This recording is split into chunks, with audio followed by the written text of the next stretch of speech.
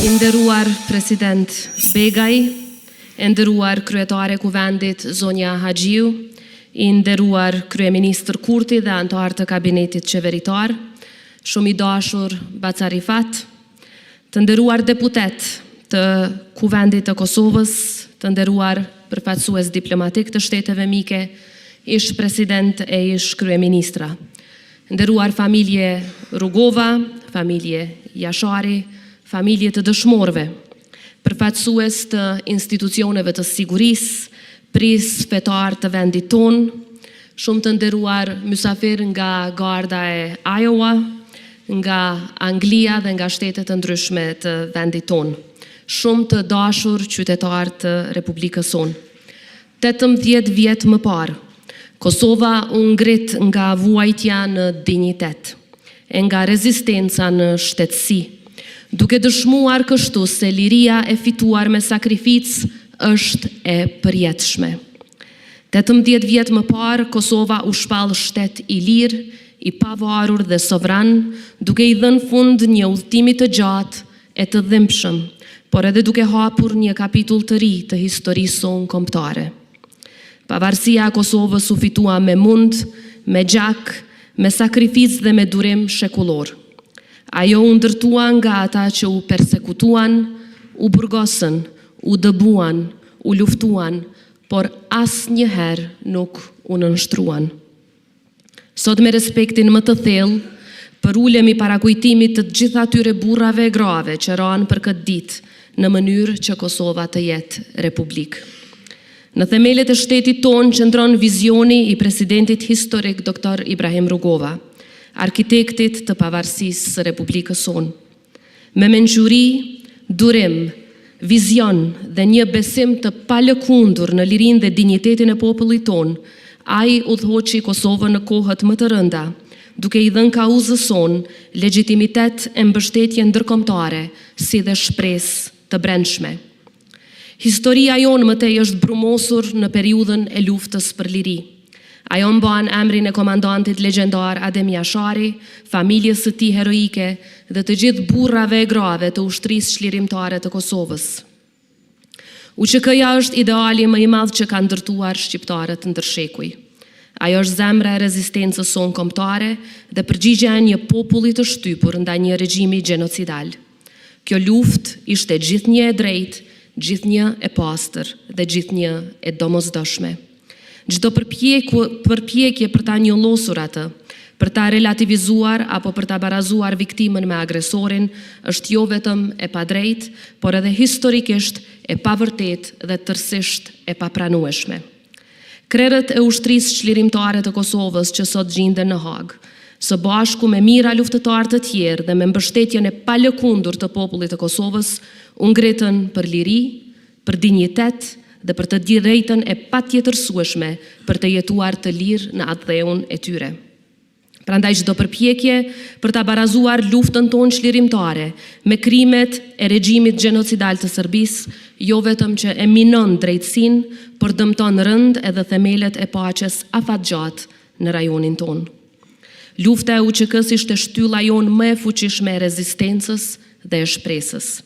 Kjo e vërtet historike është themel i shtetit tonë dhe nuk mund të zhbëhet nga asnjë përpjekje për rishkrim apo deformim të historisë.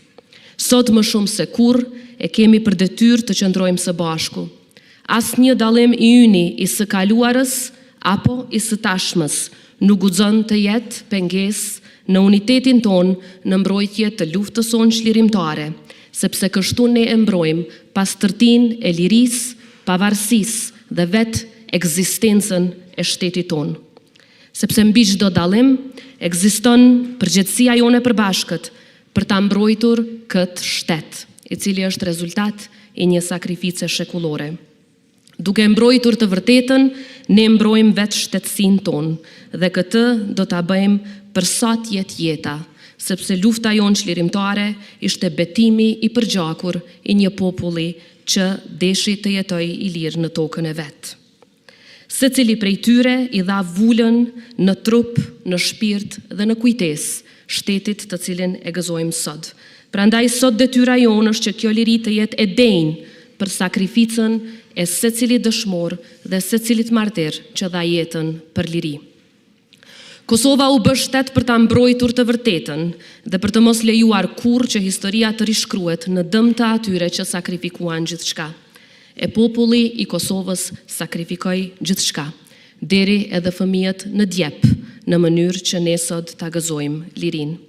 Prandaj nuk do ta pranojmë asnjëherë në Kosovë e kudo në botë ndonjë narrativ që barazon agresorin me viktimën, pushtuesin me të pushtuarin, e krimin me rezistencën për liri.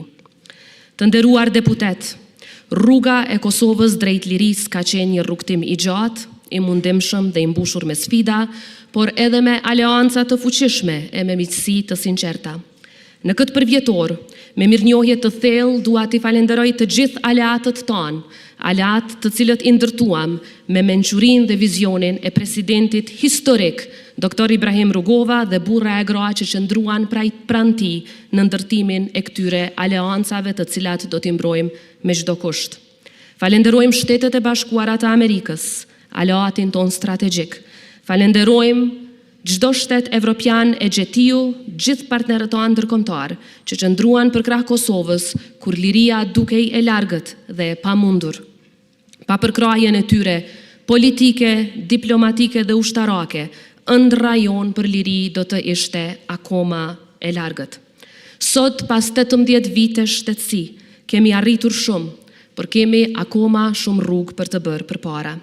Përgjithësia jone përbashkët është që idealin për të cilin u flijuan dëshmorët, ta vazhdojmë, ta shndrojmë në një shtet të fortë, me sovranitet në çdo pëllëmb të tij, në drejtësi funksionale e të paanshme, në zhvillim ekonomik për çdo qytetar të vendit tonë, në integrim në familjen euroatlantike aty ku e kemi vendin, dhe mbi të gjitha në shpresë për të rinjt tonë. 18 vjet shtet janë edhe më shumë përgjegjësi. Le ta ruajmë Kosovën si amanet. Le ta ndërtojmë të ardhmen me guxim. Le ta mbajmë gjithnjë të gjallë dashurinë për atë dheun tonë. Le ta ruajmë lirinë si vlerën më të shtrenjtë dhe ta ndërtojmë shtetin si shtëpi të përbashkët për të gjithë brezat që do të vinë pas nesh. Lavdi dëshmorëve të kombit e martirëve të lirisë, urimet 18 vjetori i pavarësisë, rroft Republika e Kosovës për mot e jetë. Faleminderit.